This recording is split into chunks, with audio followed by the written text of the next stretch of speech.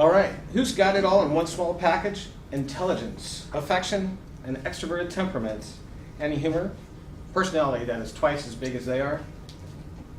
Schnauzers, that's who, according to dogtime.com. In the next few minutes, we're going to look at how schnauzers originated, the variations in their breed, the issue of ear cropping and docking, and why you should consider Schnauzer to be the next member of your family. Having lived with two for the last 4 years, I can honestly say that I really believe you should. According to socialschnauzer.net, Schnauzer originated in Germany and dates back 500 years. They were descended from early European herding, hunting, and guarding dogs. These dogs were used for hunting beaver in medieval Germany. They were a favorite of peasant farmers because not only were they good guard dogs, but they would make sure that all the vermin on the farm were dead. Eventually, the dogs were called pinschers. They were both wire-haired and straight-haired pinschers, and they both came from the same litter. Some think that there was a poodle in the mix somewhere, but they're not quite sure. Around 1902, the wire-haired pinscher was commonly being referred to as a Schnauzer. The reason could be, as dictionary.com tells us, Schnauz in German means snout, and the Schnauzer can sport quite a beard on his. Also, around the same time, a wire-haired pinscher that won a dog show contest was named Schnauzer. Also, in the early 1900s, owners of wire and straight-haired pinschers decided to separate the two varieties of pinschers to create two distinct breeds. It took 3 generations of breeding dogs with the same traits to get dogs that could be registered as either a Schnauzer or a pinscher. There are 3 sizes of Schnauzer: the giant, the standard, and the miniature. The standard Schnauzer is the original Schnauzer, and they average between 30 and 50 pounds. Some farmers wanted a larger farm dog for working around the farm, so the standard was bred with larger breeds like the Great Dane to create the giant Schnauzer, which can weigh up to 95 pounds. Others wanted the smaller Schnauzer, so they bred the standard with a smaller breed like a Pomeranian, and the miniatures range between 11 and 18 pounds. The miniature and minischnauzer.com tells us that the first miniature Schnauzer was born in October 1888, and it was black. Imagine that. Now we come to the issue of ear cropping and tail docking. Ear cropping is a procedure where they remove part of the ear, and then the ears are taped and retaped to make them stand erect.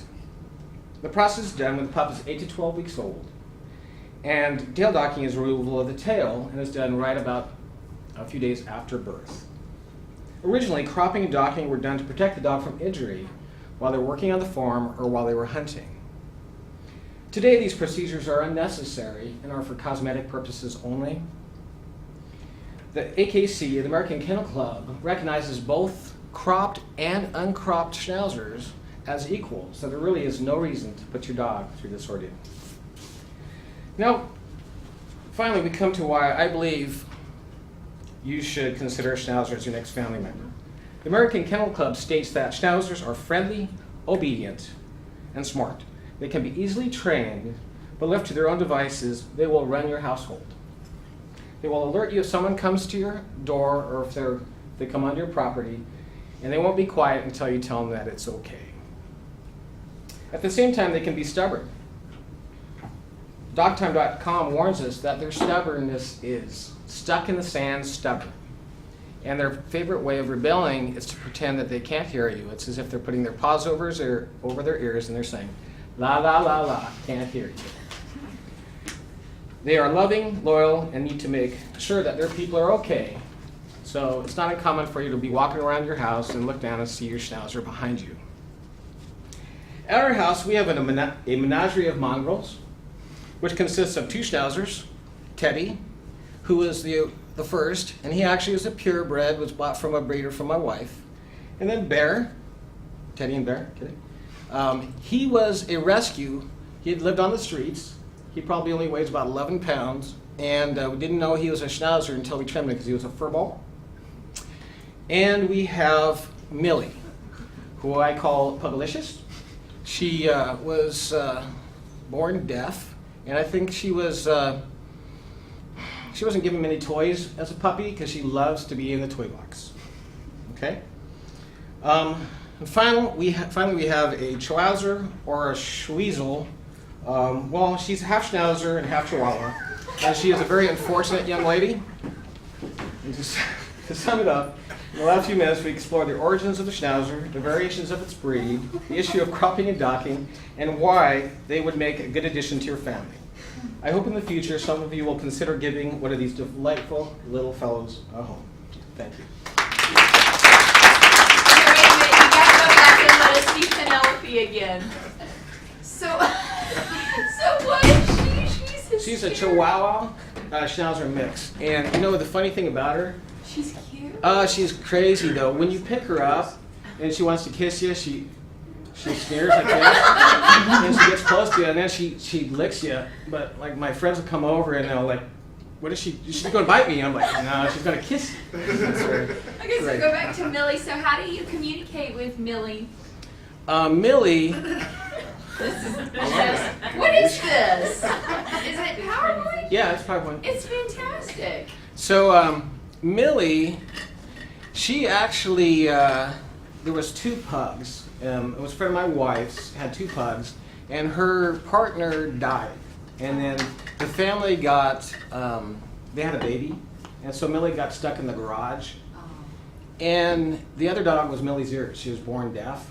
And we had puppy sat her once, and we had ruined her because she was never allowed up on the furniture. Oh, yeah. And for like a week she slept with us because, you know, she was not at home. So when she got home, they were like, "What? This is a different dog. You know, she doesn't behave." Anyway, so my wife asked if we could adopt her. I said, of course. I mean, who's going to adopt an 8-year-old deaf pug? But she is probably the sweetest of all the dogs. And how we communicate with her is by hand signals. Okay. This means good dog. And I just, you know, I'll be in the other room and I'll yell at her, and my wife will go, "She can't hear." I'm like, "Oh yeah." So I'll walk around the corner and she looks at me and I go, and she comes running. Oh, that's darling. Yeah. She's cute. Yeah, she's a good girl. But the Schnauzer, they do pretend they don't hear you. I tell them to do something and they go, like, "What, me?" All the Corona children act like they have hearing troubles. Yeah, I think my daughter takes lessons.